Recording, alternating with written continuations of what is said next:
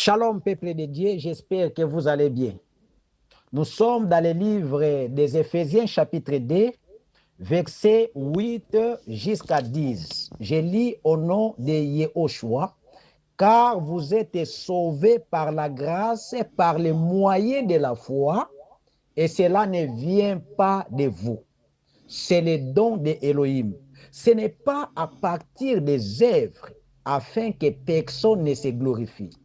Car nous sommes son ouvrage, ayant été créé en Yehoshua Hamashiach pour les bonnes œuvres qu'Elohim a préparées d'avance afin que nous marchions en elles. Écoutez très bien. Le verset commence par le salut, par la grâce, par les moyens de la foi. Nous sommes sauvés. Or, le terme sauvé tire son origine sur ce vocable que nous appelons soteria en grec, traduit en français sali. À l'intérieur de ce terme soteria, nous avons les salis, sauver, sécurité, bénédiction, sûreté, la guérison. Les salis, c'est tout un paquet où il y a déjà tout dedans. Maintenant, on nous démontre ici que nous, les croyants en Yehoshua, nous sommes sauvés par la grâce, par les moyens de la foi, et cela ne vient pas de nous. C'est le don qui vient de Elohim lui-même. Au verset 9, on nous dit, ce n'est pas à partir des œuvres afin que personne ne se glorifie. Écoutez très bien, très bien. Donc, les œuvres dont il est question ici, Paul est en train de faire allusion aux œuvres de la loi. Parce que dans la loi, il y avait plusieurs préceptes, plusieurs ordonnances. Entre autres, je vais prendre l'aspect des 5 sacrifices. Dans la loi, il y avait au moins 5 sacrifices pour qu'une personne puisse obtenir le pardon, la justification, la paix, la sanctification. L'homme devait aller travailler pour totaliser les 5 sacrifices selon la loi. Il y avait les sacrifices de farine. 2, il y avait les sacrifices d'action de grâce. 3, il y avait les sacrifices de culpabilité. 4, il y avait les sacrifices de holocauste. 5, il y avait les sacrifices des expiations. Donc, ces 5 sacrifices, ça, c'est selon la loi de Moïse. L'homme devait présenter le sacrifice charnel pour obtenir ce que je viens de dire, le pardon, la justification, la purification devant Elohim. Donc, ces 5 sacrifices-là étaient liés à l'effort de l'homme. Et après avoir totalisé les 5 sacrifices, l'homme pouvait aussi se glorifier pour dire c'est à cause de mes efforts que j'ai obtenu le pardon, la justification, la sanctification. Maintenant, Paul nous fait voir ici, ce n'est pas selon les sacrifices. Vous voyez, selon les sacrifices ou les œuvres de la loi que nous sommes sauvés. Non, nous sommes sauvés par la grâce, par les moyens de la foi, afin que personne ne se glorifie parce que cela ne vient pas de nous. Ce n'est pas à partir des œuvres de la loi, afin que personne ne se glorifie. Parce que selon la loi, si l'homme totalise les 5 sacrifices, il peut aussi se glorifier. Mais regardez très bien, au verset 10, la Bible dit « Car nous sommes son ouvrage, ayant été créé en Yehoshua Hamashiach pour les bonnes œuvres qu'Elohim a préparées d'avance afin que nous marchions en elles. » Écoutez très bien. Ayant été créé en Yehoshua Hamashiach pour les bonnes œuvres qu'Elohim a préparées d'avance afin que nous marchions. Donc, vous comprenez déjà que Elohim avait préparé déjà d'avance ses élus pour les bonnes œuvres. Donc, tous les bonnes œuvres que nous sommes en train de manifester, en fait, a été déjà préparé avant le temps, depuis le temps éternel, parce que nous avons été déjà connus d'avance. Mais maintenant, par la grâce au moyen de la foi qui est liée par rapport au sacrifice de Yehoshua Hamashiach. Vous voyez, les 5 sacrifices là, c'était l'effort de l'homme selon la loi. Mais nous, par la grâce au moyen de la foi là, ce n'est pas la foi liée par rapport aux œuvres de la loi, où l'homme doit faire l'effort pour obtenir le pardon. Non, c'est la foi liée par rapport au sacrifice de Yehoshua. Parce que tous les sacrifices qu'on offrait dans l'Ancien Testament étaient l'ombre, étaient image, allégorique ou un exemple pour nous ramener vers la réalité qui est Christ lui-même. Donc ces 5 sacrifices-là nous renvoient à Yehoshua. Maintenant, quand lui, il est venu, vous voyez, quand lui, il est venu, c'est lui qui est l'ensemble de tous ces 5 sacrifices-là. Pourquoi? Parce que dans Hébreux chapitre 10, verset 5, nous descendons jusqu'à 7, on nous démontre que c'est pourquoi Christ entrant dans le monde, dit, tu n'as voulu ni sacrifice, ni offrande, mais tu m'as formé un corps. Au verset 6, tu n'as agréé ni holocauste, ni sacrifice, vous voyez, pour les péchés. Mais ça, c'est magnifique. Au verset 7, alors j'ai dit, voici, je viens dans les rouleaux du livre, il est question de moi pour faire, oh Dieu, ta volonté, Malkutera. Donc, on nous démontre que tous ces 5 sacrifices, les ordonnances, les fêtes, les shabbats, étaient l'ombre. Mais cela n'était pas une réalité. Cela nous renvoyait au sacrifice de Yehoshua. Voilà pourquoi Dieu n'a agréé ni holocauste, ni sacrifice, ni offrande qu'on offrait selon la loi.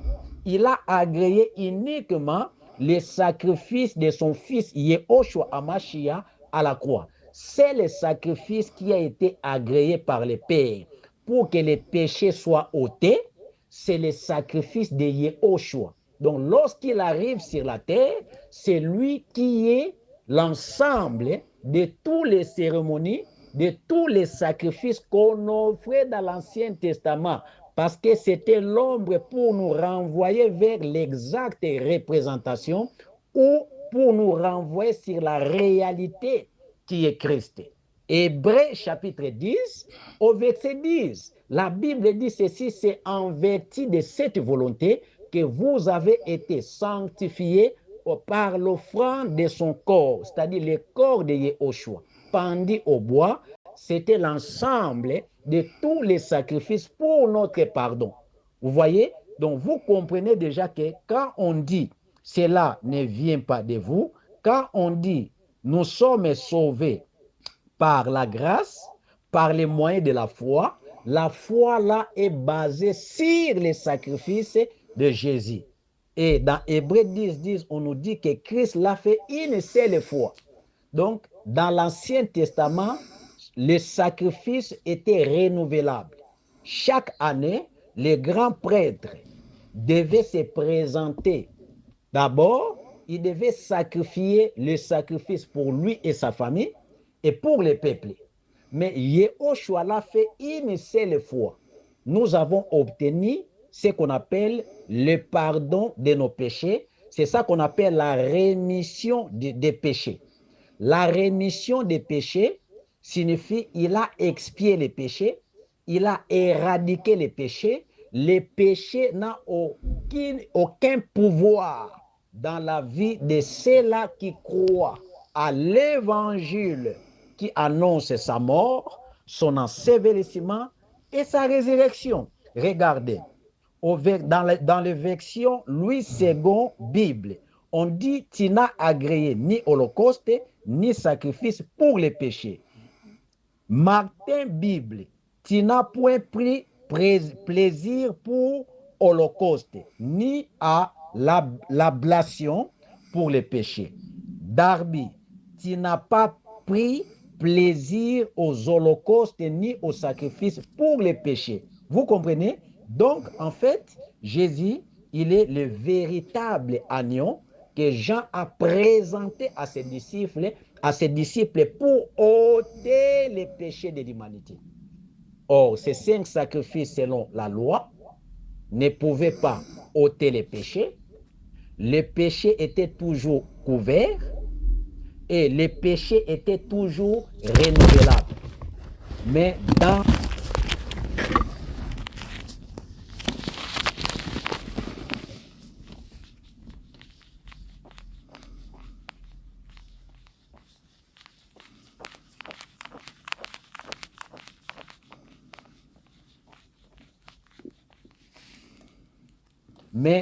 le sacerdoce royal, le péché est brisé, est ôté, est détruit par la mort de Yehoshua. Donc la foi des chrétiens doit être basée sur l'action qui a été effectuée à la croix que nous appelons l'œuvre achevée. Il a achevé l'œuvre, il a ôté les péchés au travers de sa mort. Il est mort, il est ressuscité. Voilà, il y a la notion de ce qu'on appelle la position et l'identité. La position est liée par rapport à sa mort. Il a détruit les péchés. L'identité est liée par rapport à la résurrection. Il nous a accordé la vie. Jean chapitre 20, après sa résurrection, il a dit à ses disciples que la paix soit avec vous. Comme le Père m'a envoyé, moi aussi je vous envoie. Donc en fait, c'est magnifique, mes frères et sœurs. Et aujourd'hui, on nous appelle un peuple acquis. Vous voyez, le sacerdoce royal. Regardez, nous sommes dans 1 Pierre, chapitre 2, au verset 9. La Bible dit, vous au contraire, vous êtes une race élue, un sacerdoce royal, une nation sainte, un peuple acquis, afin que vous annonciez la vérité de celui qui vous a appelé des ténèbres à son admirable lumière. Jean chapitre 8, verset 12, Yehoshua rappelle que nous sommes la lumière du monde, une ville, vous voyez, donc Yehoshua est en train de rappeler que c'est lui qui est la lumière du monde et celui qui le suit ne marchera point dans les ténèbres, mais il aura la lumière de la vie. Donc là, c'est magnifique. Donc vous avez compris que les pardons, selon la loi mosaïque, étaient liés aux ordonnances, préceptes, entre autres. Je vous ai démontré, vous voyez, l'aspect des 5 sacrifices, et c'est au travers de ces 5 sacrifices que l'homme devait obtenir ce qu'on appelle le pardon. Mais nous, on nous dit, nous sommes sauvés par la grâce, par les moyens de la foi, dont la grâce signifie Jésus est venu lui-même nous pardonner. Ce n'est pas nous qui l'ont choisi, c'est lui qui est venu vers nous afin de pouvoir se donner étant l'ensemble de tous les sacrifices. Et nous, dans les temps, on ne fait qu'accepter par la foi ce que Yehoshua a fait pour notre pardon. Vous voyez, on ne fait qu'accepter cela dans notre vie parce que ce n'est pas selon les œuvres de la loi qui demandaient l'effort de l'homme, c'est les œuvres de la foi liée à son sacrifice à la croix, afin que personne ne se glorifie. La Bible dit, car nous sommes son ouvrage ayant été créé en Yehoshua HaMashiach pour les bonnes œuvres qu'Élohim a préparées d'avance afin que nous marchions en elles. Donc Élohim nous a préparé.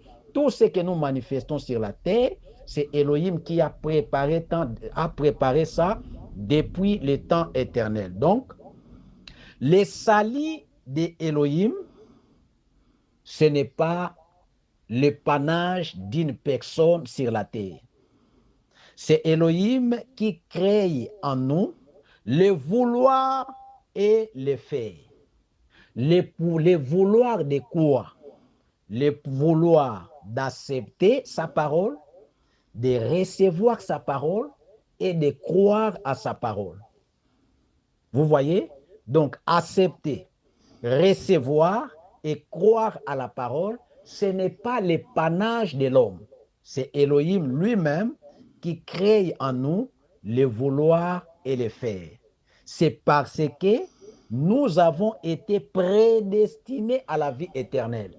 Vous comprenez? Donc, celui qui est prédestiné à la vie éternelle, Yahweh viendra dans le temps pour créer en lui le vouloir d'accepter, le vouloir de recevoir et de croire à sa parole. Même s'il était païen, Elohim, en écoutant la parole, il va créer ces trois choses en lui. Accepter, recevoir et croire. Parce que cela n'est pas l'épanage d'une personne. Parce que l'homme, dans sa propre volonté, ne peut pas recevoir, accepter et croire à la parole. Acte chapitre 13, 48 dit, mais les nations se réjouissaient en attendant cela, elles glorifiaient la parole du Seigneur et tout ce qui était désigné pour la vie éternelle, crient. Donc, tout ce qui était désigné parmi ceux-là qui pratiquaient les péchés, qui commettaient les péchés, mais après avoir accepté, crié à la parole, Yahweh a créé en eux la joie d'attendre, la joie de glorifier la parole qui était prêchée. Vous comprenez? Parce qu'ils ont été désignés à la vie éternelle et dans le temps, ils devaient croire à la parole. Et c'est par là nous avons compris et nous sommes tentés même de conseiller les peuples d'Élohim, les hommes de Dieu, à ne pas forcer, de présenter que la parole. Parce que c'est lui qui crée dans le cœur de ceux-là qui écoutent la parole, le vouloir d'accepter, de recevoir et de croire, c'est Elohim. Parmi les païens, Yahweh a choisi quelques païens et regardez, après avoir écouté la parole, et même ils ont crié à cette parole, ils ont accepté cette parole, et bien oui, c'est magnifique. Romains chapitre 8, verset 29 à 32, la Bible dit, parce que ce qu'il a connus d'avance, il les a aussi prédestinés à être conforme à l'image de son Fils, afin qu'il soit le premier-né de beaucoup de frères. Et ceux qu'il a prédestinés, il les a aussi appelés. Et ceux qu'il a appelés, il les a aussi justifiés. Et ceux qu'il a justifiés, il les a aussi glorifiés. Donc, connu d'avance, Yahweh lui-même va créer en toi tout ce que nous venons de cogiter ici. Donc, d'où il y a ce qu'on appelle la préconnaissance des élits. Donc, Yahweh lui-même s'est fait à la croix repentance pour nous, afin que nous puissions, vous comprenez, accepter, recevoir et croire à sa parole. Vous comprenez? Donc, en réalité, quand nous disons que moi j'ai fait alliance avec Dieu, c'est un peu compliqué. Pourquoi? Parce que dans la nouvelle alliance, c'est Yahweh qui vient lui-même pour faire l'alliance avec l'homme. C'est le contraire. C'est Yahweh qui vient lui-même. Pourquoi? Parce qu'après la chute d'Adam, on s'est retrouvé déjà séparés. Il y a des versets Amel. Nous sommes dans Romains 6, 23, Romains 3, 23. Nous parlons aussi de Romains 5, 12 à 18. Si vous confrontez ces trois versets, vous conviendrez avec moi que l'homme était déjà séparé, éloigné de Dieu, et Dieu manifesté en chair, Yehoshua Hamashiach, lorsqu'il est venu sur la terre, il est monté à la croix pour éradiquer les problématiques des péchés, qu'on appelle aphésis, ou la libération de l'esclave, pardonné, oublié, n'ayant considéré comme quelqu'un qui n'a jamais commis les péchés. Jésus devait monter et il devait inaugurer une route. Voyez, selon Hébreux chapitre 10, versets 19 à 22, lisez ces versets religieusement. Vous allez comprendre qu'on est en train de parler de la route nouvelle que Christ a inaugurée. Voyez, cette route-là était fermée par la désobéissance d'Adam, parce que Dieu lui avait dit, les jours où tu en mangeras, tu mourras certainement. Donc, je suis dans Genèse 2, 15 à 17. Yahweh avait déjà promulgué la loi dans le jardin.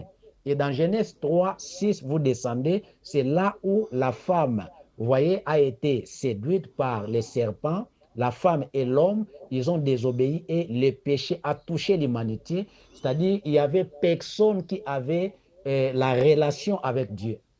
Il n'y avait pas de relation, il n'y avait pas d'alliance. C'est-à-dire, l'homme, après le péché, il n'y avait personne qui avait traité l'alliance avec Dieu. C'est Dieu qui est venu, vous voyez, pour traiter l'alliance avec nous. Et cette alliance était préfigurée dans l'Ancien Testament où Yahweh est venu traiter l'alliance avec nos pères. Nous avons la dispensation. Jusqu'à notre dispensation, Yehoshua est arrivé. Il a inauguré cette route qui était fermée parce que c'est lui qui est le véritable chemin. Donc, quand tu dis que je cherche Dieu, en fait, tu es toujours dans la notion de l'Ancien Testament. Dans la Nouvelle Alliance, le Dieu que tu cherches a été manifesté à la personne de Yehoshua. Et Yehoshua, lorsqu'il est arrivé, il a accompli sa mission. À la fin de sa mission, il dit, je viendrai habiter en vous. C'est-à-dire, c'est lui que tu cherches dans la forêt, c'est lui que tu cherches dans les bâtiments. En fait, tu es dans la confusion parce qu'il est en toi. Jean 14, 18, il dit, nous ne serons jamais, plus jamais, des orphelins. Il viendra lui-même habiter en nous. Donc, chercher l'Éternel, c'est de l'ignorance. L'Éternel est en toi, l'Éternel vit en toi, l'Éternel marche avec toi, l'Éternel achemine avec toi par son esprit. D'ailleurs, dans Matthieu, chapitre 28, 19 à 20, il a dit que je serai avec vous jusqu'à l'achèvement des temps. Donc, Yahweh est présent. D'ailleurs, il est omniprésent.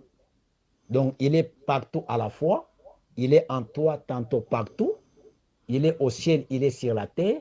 Personne ne peut le confiner dans un bâtiment. Vous voyez? Et aujourd'hui, l'Église, on a confiné Yahweh